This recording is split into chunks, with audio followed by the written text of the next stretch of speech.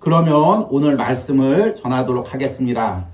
오늘 말씀의 본문은 히브리서 4장 14절에서 16절입니다. 제가 읽도록 하겠습니다. 그러므로 우리에게 큰 대제사장이 계시니 승천하시니 곧 하나님의 아들 예수시라. 우리가 믿는 도리를 굳게 잡을지어다. 우리에게 있는 대제사장은 우리의 연약함을 동정하지 못하실 이가 아니요 모든 일에 우리와 똑같이 시험을 받으신 이로되 죄는 없으시니라. 그러므로 우리는 긍휼하심을 받고 때를 따라 돕는 은혜를 얻기 위하여 은혜의 보좌 앞에 담대히 나갈 것이니라. 아멘. 우리는 2월 중순부터 고난주간과 부활절을 앞두고 하나님의 마음을 알아가는 십자가 묵상을 이어오고 있습니다. 창세기서부터 요한계시록까지 십자가에 관련된 말씀을 묵상하고 그 십자가에 담겨있는 하나님의 마음을 묵상하고 있습니다. 그래서 이번 주는 히브리서에서 요한계시록까지 이 묵상을 이제 끝내고 다음 주 고난주간에는 사복음서에 예수님께서 고난당하신 장면을 묵상하며 그 십자가의 의미를 더 깊이 새기려고 합니다. 그런데 특별히 이번 주에는 히브리서 말씀에 초점을 두려고 합니다. 왜냐하면 이 히브리서가 이 구약부터 신약까지 하나님께서 말씀하신 그 십자가의 의미를 성경적으로 가장 잘 해석하고 있는 서신이기 때문입니다. 원래는 제가 올해 레위기를 묵상하고 이 고난주간을 앞두고 바로 히브리서 묵상을 시작하려고 했습니다. 그런데 이 히브리서가 상당히 어렵죠. 그래서 이렇게 바로 레위기 어려운 말씀을 하고 히브리서 하는 것보다 좀 쉽게 십자가 묵상에 접근해야 되겠다 해서 제가 이제 준비해 가면서 이 묵상을 2달 가까이 이어오고 있습니다. 그래서 이 히브리서 묵상할 때는 특별히 3일 동안 이 히브리서 말씀으로 십자가에 대해서 묵상하려고 합니다. 그리고 오늘도 이 히브리서 본문을 통해서 히브리서에 담겨있는 십자가의 의미가 무엇인지를 말씀을 전하려고 합니다. 그렇기 때문에 여러분들 오늘 말씀을 잘 듣고 이번 한 주 묵상을 하면서 히브리서를 통해서 그 십자가의 은혜를 더 깊이 체험하시길 바랍니다. 제가 이번 십자가 묵상 때는 접근 방법이 조금 예전과 달랐습니다. 보통 묵상 때는 저의 삶을 먼저 나누고 그 이 묵상을 접근했는데 이번 십자가 묵상 때는 이 구약의 본문들, 신약의 본문들에서 하나님이 어떤 마음으로 이 십자가를 주셨는지, 그리고 그 십자가의 은혜 체험하는 그 성도들은 또 구약과 신약의 인물들은 어떤 마음으로 그 십자가의 은혜를 접근했는지 이 부분을 먼저 예화로 들고 이 묵상을 시작했습니다. 그래서 히브리서 묵상에서도 당시 초대교인들이 어떤 마음으로 그 십자가의 은혜를 접근했는지를 먼저 이야기하고 이 묵상을 준비하고 있습니다. 그래서 내일 묵상에서는 이제 초대교회 한 성도가 그 핍박 가운데 어떻게 예배를 참여했는지 그 마음을 제 나름대로 묵상하고 글로 적었습니다. 제가 미리 그 글을 여러분들에게 읽어드리겠습니다. 여러분들 주보 뒷면에도 나와 있습니다. 여러분들이 이 글을 함께 읽으면서 과연 그 초대교인들은 어떤 마음으로 예배를 했을까? 이 심정을 느껴보시길 바랍니다. 오늘은 예배에 나오기가 너무나 힘든 날이었습니다. 지난주에 우리 교회에는 커다란 어려움이 있었습니다. 예배를 드리던 많은 이들이 끌려가는 일들이 발생한 것입니다. 기독교에 대해 비교적 너그러웠던 로마가 언제부터인가 황제를 숭배하지 않는다고 우리들을 핍박하기 시작했습니다. 그래서 예수를 주로 시인하는 모든 이들이 잡혀가고 있습니다. 더러는 감옥에 갇히고, 더러는 재산을 빼앗기고, 더러는 원형 경기장에 끌려가 사자밥이 되는 끔찍한 일들을 당하고 있습니다. 나는 지난주에 무서워 예배에도 나오지 못했습니다. 그 사이에 많은 사람들이 끌려갔습니다. 오늘 용기를 내어 예배를 드리려 하니 차마 하나님 앞에 나오기가 부끄러웠습니다. 사람들도 말은 하지 않지만 나를 은근히 비난하는 것 같았습니다. 그런데 예배 중에 나는 예수님의 십자가의 은혜를 경험했습니다. 나같이 겁 많고, 나같이 주저하고, 나같이 연약한 자도 받아주시는 그 십자가의 은혜를 경험했습니다.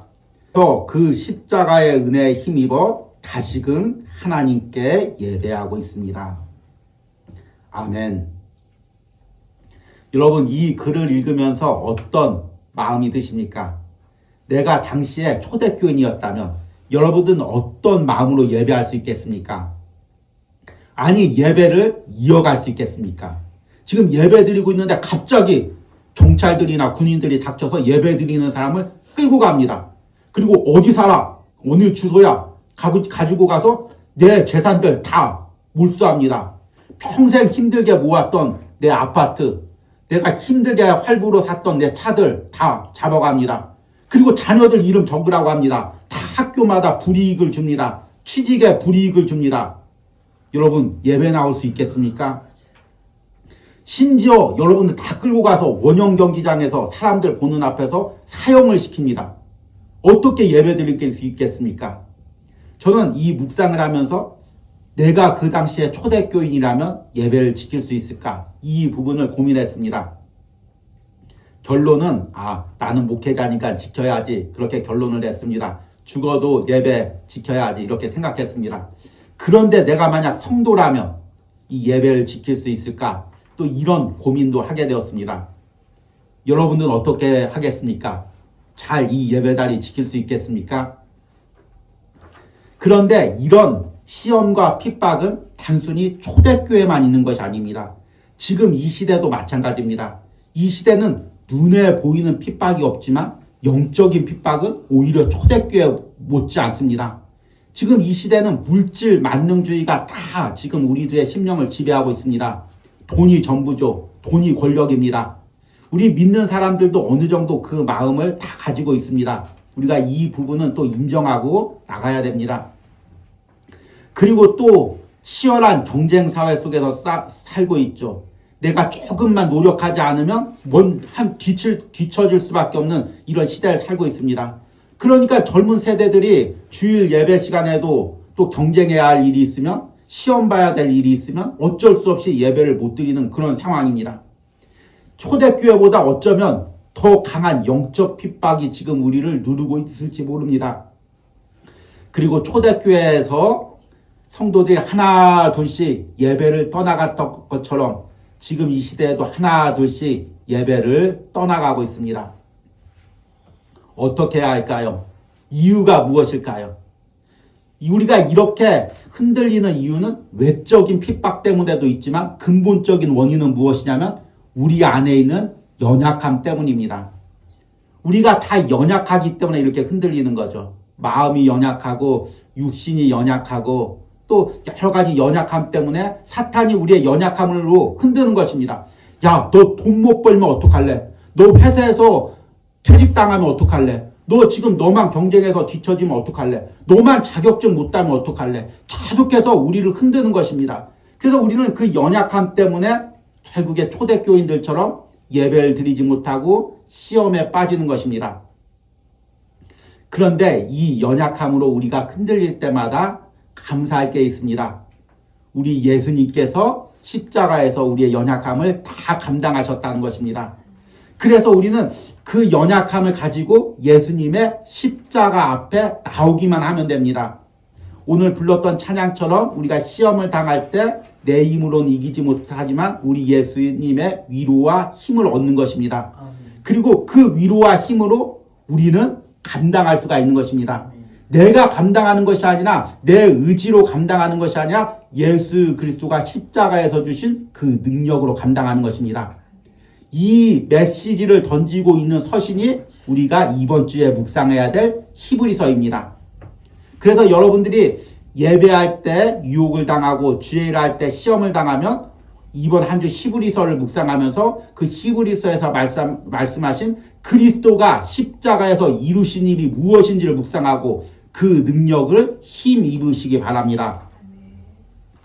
그래서 오늘 말씀의 제목은 그리스도가 십자가에서 이루신 일입니다. 그래서 오늘 말씀을 통해서 히브리서에서 그리스도가 십자가에서 무엇을 이루셨는지, 그리고 그 이루신 일을 우리 삶에서 어떻게 능력으로 받아야 될지를 말씀으로 깨달으시길 바랍니다. 첫 번째, 예수 그리스도가 십자가에서 이루신 일은 우리의 큰 대제사장이 되어 주셨다는 것입니다. 오늘 읽은 본문 말씀을 다시 한번 읽겠습니다. 그러므로 우리에게 큰 대제사장이 계시니 승천하시니 곧 하나님의 아들 예수시라. 우리가 믿는 도리를 굳게 잡을지어다. 우리에게 있는 대제사장은 우리의 연약함을 동정하지 못하실 리가 아니요 모든 일에 우리와 똑같이 시험을 받으신 이로되 죄는 없으시니라. 그러므로 우리는 긍휼하심을 받고 때를 따라 돕는 은혜를 얻기 위하여 은혜의 보좌 앞에 담대히 나갈 것이니라. 구약에서는 대제사장이 하는 역할이 무엇이냐면 백성들의 죄를 가지고 하나님 앞에 나가서 예배하는 것입니다. 하나님, 우리 이스라엘 백성들이 이렇게 죄를 졌습니다. 연약해서 또 죄 가운데 빠져 있습니다. 용서하여 주시고 은혜를 베풀어 주십시오. 이렇게 대제사장이 모든 백성들의 죄를 짊어지고 하나님께 대표로 나갔습니다. 그런데 이 대제사장이 나갈 때 하나님께 간절히 기도할 수 있었던 하나의 특권이 있습니다. 그게 무엇이냐면 대제사장 역시 연약한 인간이라는 것입니다. 만약에 하나님께서 대제사장에게만 특별히 은혜 주셔서 이 사람은 연약함이 없습니다. 몸에 병도 하나도 안 걸리고 죄의 유혹도 받지 않습니다. 완전 무결한 사람입니다. 그러면 이 대제사장이 백성들의 죄를 가지고 기도할 때 어떻게 기도할까요? 하나님, 저 인간들 보십시오. 또 죄 졌습니다. 저는 한 주간 동안 하나 또 죄를 안 졌는데 저 인간들은 연약해서 또 죄 졌습니다. 저들을 어떻게 할까요? 그냥 다 싸그리 죽여버려 주십시오. 이렇게 기도했을지도 모릅니다. 그런데 대제사장도 연약한 인간입니다. 주님, 우리가 연약합니다. 너무나 연약해서 이렇게 넘어집니다. 저들도 넘어지고 나도 넘어집니다. 저들의 마음을 내가 너무나 잘 압니다. 그 연약함을 너무나 잘 압니다. 하나님, 저와 이 백성들을 불쌍히 여겨주십시오. 이런 간절한 마음으로 백성들의 연약함을 동정하면서 함께 하나님께 예배했을 것입니다. 그리고 하나님께서 그 대제사장을 통하여 이스라엘 백성들에게 은혜를 주셨을 것입니다. 그런데 이 대제사장은 또 하나의 단점이 있습니다. 무엇이냐면 그 역시 연약하기 때문에 죄에 넘어진다는 것입니다. 그래서 죄에 넘어지면 하나님께 나올 수가 없죠. 하나님께 온전히 백성들의 죄를 회개할 수가 없습니다. 그런데 우리 예수님께서 무엇이 되주셨냐면 오늘 말씀해 보니까 14절에 큰 대제사장, 그냥 대제사장이 아니라 큰 대제사장, 완전한 대제사장, 흠이 없는 대제사장이 되셨다는 것입니다. 오늘 15절 말씀 보니까 우리와 똑같이 시험을 받으신 이로되 죄는 없으시니라. 예수님이 인간의 몸으로 오셔서 우리의 연약함을 다 똑같이 채우라 하셨습니다. 여러분들이 감기 걸리신 거, 몸 아픈 거, 또 사람과의 관계에서 마음 아파하는 거, 고통당하는 거, 우리 예수님께서 인간의 몸으로 다 오셔서 다 채유하셨습니다.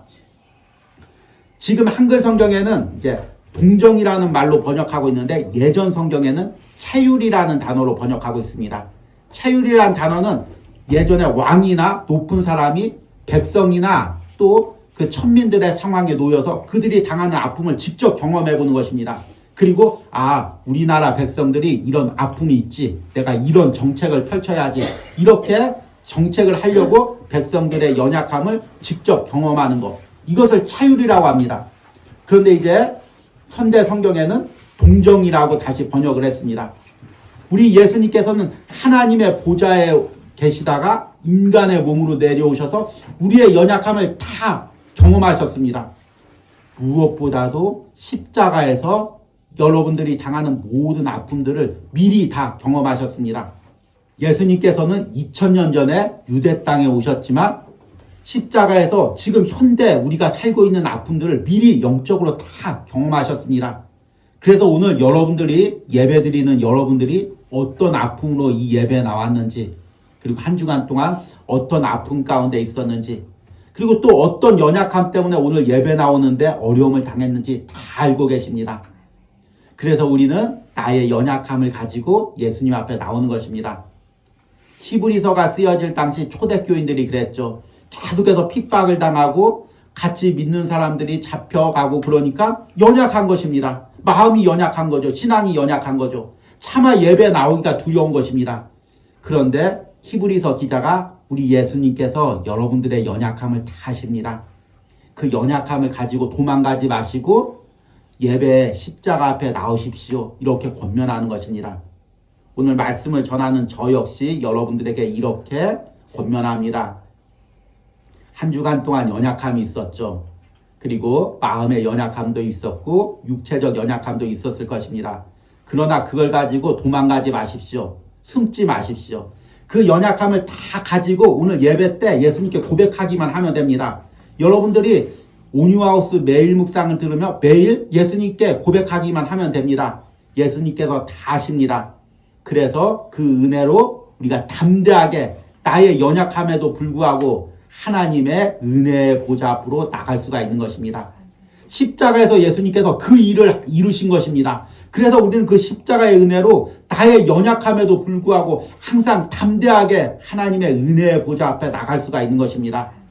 그 예수님이 십자가에서 이루신 일을 여러분들이 믿음의 눈으로 바라보고 또 그 은혜를 여러분들의 삶에서 누리시기를 축복합니다. 두 번째는 우리 예수님께서 우리를 위해서 온전한 속죄를 이루셨다는 것입니다. 히브리서 9장 11절 말씀부터 보면 그리스도께서 장래의 좋은 일에 대제사장으로 오사 손으로 짓지 아니한 것 곧 이 창조에 속하지 아니한 더 크고 온전한 장막으로 말미암아 염소와 송아지의 피로 하지 아니하고 오직 자기의 피로 영원한 속죄를 이루어 단번에 성소에 들어가셨느니라. 염소와 황소의 피와 및 암송아지의 죄를 부정한 자에게 뿌려 그 육체를 정결하게 하여 거룩하게 하거든 하물며 영원하신 성령으로 말미암아 흠 없는 자기를 하나님께 드린 그리스도의 피가 어찌 너희 양심을 죽은 행실에서 깨끗하게 하고 살아계신 하나님을 섬기게 하지 못하겠느냐. 아멘. 오늘 읽은 본문 중에서 제가 지금 부르는 단어들에 여러분들이 동그라미를 치며 한번 초점을 맞추시기 바랍니다. 11절에 온전한 장막, 그리고 12절에 영원한 속죄, 그리고 12절 후반에 단번에, 그리고 14절에 영원한 성령, 그리고 그 뒤에 흠 없는 자기를. 이것들이 다 가리키는 것은 무엇입니까? 바로 앞에서 읽었던 큰 대제사장을 가리킵니다. 인간의 대제사장은 항상 불완전하죠. 항상 연약에 휩싸여 있고 죄의 유혹에 빠집니다. 그래서 하나님께 온전한 속죄를 드릴 수가 없죠. 항상 불완전하고 그래서 반복적으로 항상 백성들의 죄를 속죄해야 했습니다. 그런데 우리 예수님께서 흠 없는 자신의 피를 하나님께 드려서 영원한 속죄, 완전한 속죄를 이뤘습니다. 그래서 우리는 그 예수 그리스도의 십자가에 힘입어 이제 하나님께 예배할 수 있는 특권이 생긴 것입니다. 그것을 예수님께서 십자가에서 이루신 것입니다. 여러분, 우리는 다 연약하죠. 오늘 말씀을 전하는 저도 연약합니다. 그래서 온전히 주의 일을 감당하기가 너무 힘듭니다.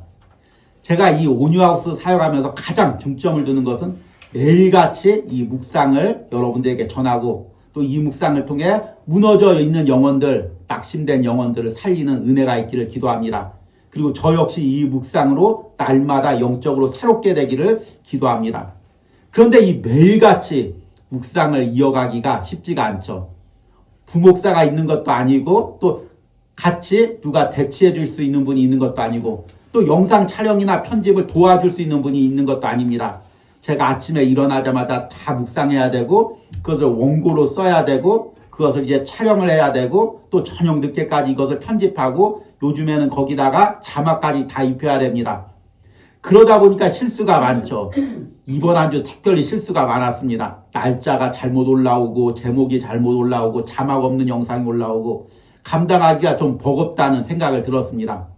왜 그럴까요? 연약하기 때문이죠.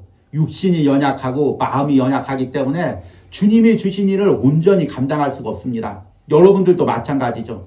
우리는 연약하기 때문에 다 시험에 빠지고 육신에 낙심이 듭니다. 그런데 예수 그리스도가 온전한 대제사장으로 오셔서 온전한 속죄를 이루셨습니다. 그 피로 우리를 온전케 하십니다. 짐승의 피로 그 피를 뿌려서 주의 일을 하거늘 하물며 영원하신 하나님의 아들이 그 뿌리신 그 피가 너희를 어떻게 온전히 하나님을 섬기지 못하게 하느냐. 히브리서 기자가 말하고 있는 것이 바로 이것입니다. 구약 사람들은 짐승의 피를 힘입어서 하나님께 나가고 주의 일을 했는데 너희는 하나님의 아들 예수 그리스도의 피가 뿌려진 존재 아니냐. 그것이 뿌려지면 너희의 연약함을 충분히 감당하고 그 모든 사명들을 감당할 수 있지 않느냐. 예배를 드릴 수 있지 않느냐. 지금 이 말을 하고 있는 것입니다.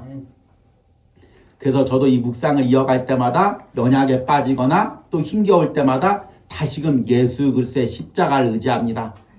여러분들도 이 예배하고 주의를 할 때 그 십자가를 의지하시기 바랍니다. 저는 이 작은 온유하우스 공동체를 섬기는 여러분들이 너무 귀합니다. 이렇게 함께 예배해주고 또 계속 헌신하고 묵상에 함께 동참하시고 또 멀리서도 참 요즘 경제가 얼마나 어렵습니까? 그런데 기도로 물질로 이 온유하우스를 섬기시는 분들이 계속 있습니다. 거의 온유하우스가 이제 지금 예배를 드리기 시작하니까 4년이 됐는데 4년 동안 한 번도 빠짐없이 매달 빠짐없이 섬기시는 분들이 있습니다. 그런데 그분들의 사정을 제가 잘 모르죠. 그런데 그분들 역시 연약할 때가 있을 것입니다. 힘겨울 때가 있을 것입니다. 또 여러 가지 수술이나 또 여러 가지 질병으로 어려울 때도 있을 것입니다. 그러나 그럴 때마다 예수 그리스도의 십자가에 그 힘을 입어 그 능력에 힘입어 사명 감당하시길 바랍니다. 주의 일 감당하시기 바랍니다. 예배하시기를 바랍니다. 이런 은혜가 십자가 묵상에 동참하시는 여러분들, 오늘 말씀을 듣는 여러분들, 십자가를 바라보는 여러분들, 그분들이 다 누리시기를 축복합니다. 우리 예수님께서 십자가에서 그 일을 이루셨습니다. 마지막으로 우리 예수님께서 십자가에서 이루신 일이 무엇이냐면 하늘나라까지 올라가는 길을 열어두신 것입니다. 히브리서 10장 19절 이후의 말씀을 보니까 그러므로 형제들아 우리가 예수의 피를 힘입어 성소에 들어갈 담력을 얻었나니 그 길은 우리를 위하여 휘장 가운데로 열어두신 새로운 살 길이요 휘장은 곧 그의 육체니라.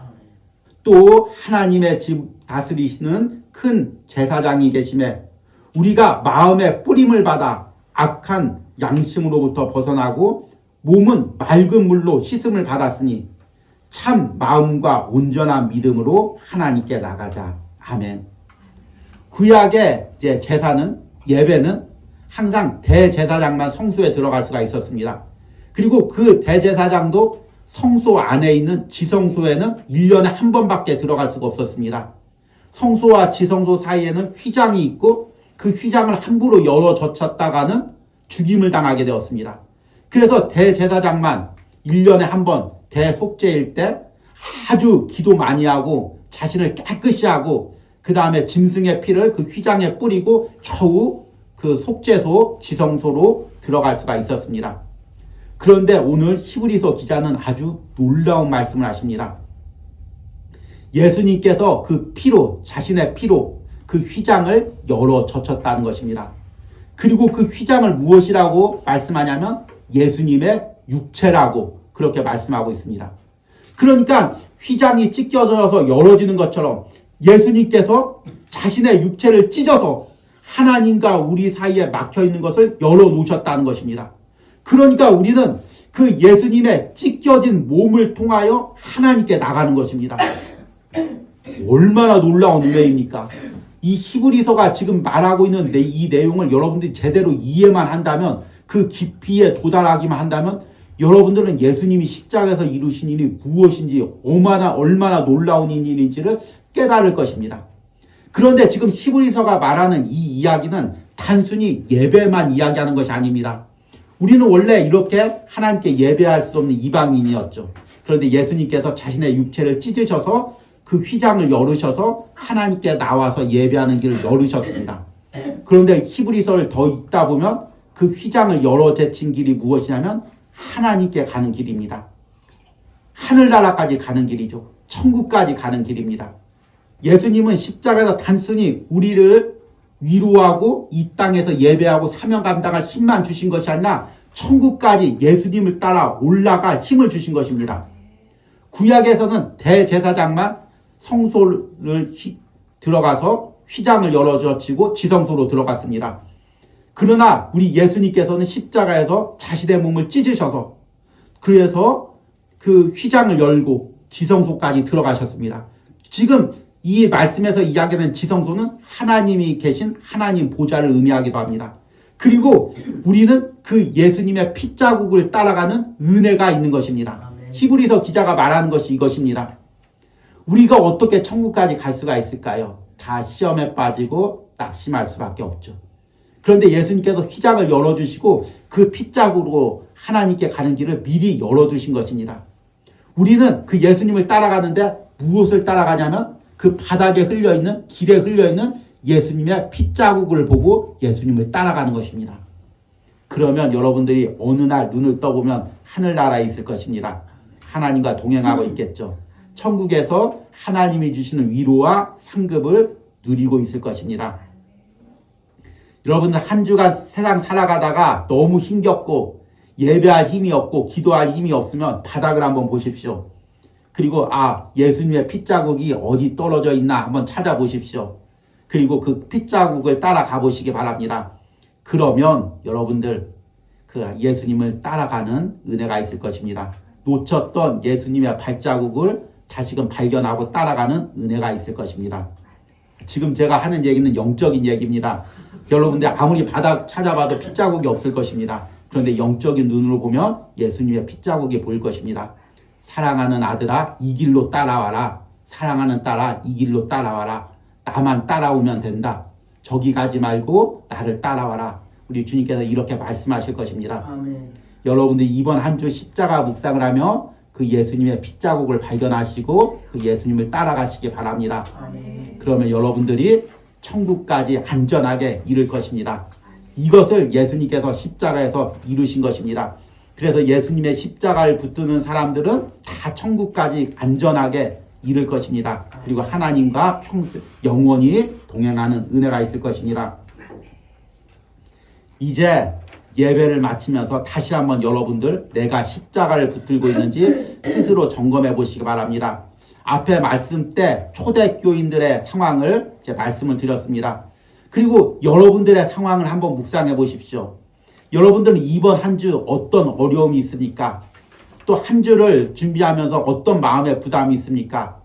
벌써 한 주간 동안 직장 생활할 게 마음에 눌리시는 분들이 있고 또 관계 가운데 또 어려움 당할 일에 또 마음이 눌리시는 분들이 있고 또 어떤 분들은 육체적 아픔 때문에 한 주간 동안 어떻게 건강할 수 있지 고민하시는 분들도 있을 거고 또 특별히 마음에 눌림이 있는 분들은 한 주간을 내가 어떻게 살아가야 할지 고민하시고 또 무엇보다도 요즘같이 경제가 어려운 시기에 한 주간 동안 우리 가정 경제를 또 내 삶의 그 필요한 물질을 어떻게 충당할 수 있을까 이렇게 고민하시는 분들도 있을 것입니다. 그런데 여러분 그때마다 십자가 바라보시기 바랍니다. 예수님께서 십자가에서 이루신 일을 묵상하시기 바랍니다. 그 십자가를 붙드시기 바랍니다. 그러면 여러분들이 어떤 어려움을 당하더라도 심지어 이 초대교인들처럼 원형 경기장에 사자밥으로 끌려가는 일이 있더라도 여러분들이 십자가를 붙들면 여러분들이 유혹에 빠지지 않고 시험에 빠지지 않고 흔들리지 않고 흔들림 없이 예수님을 따라가는 은혜가 있을 것입니다. 아멘. 이 은혜를 한 주간 동안 십자가 묵상을 하면서 누리시기 바랍니다. 그리고 오늘 말씀을 통해 다시 한번 십자가를 붙들기로 결단하시는 은혜가 있기를 축복합니다. 아멘.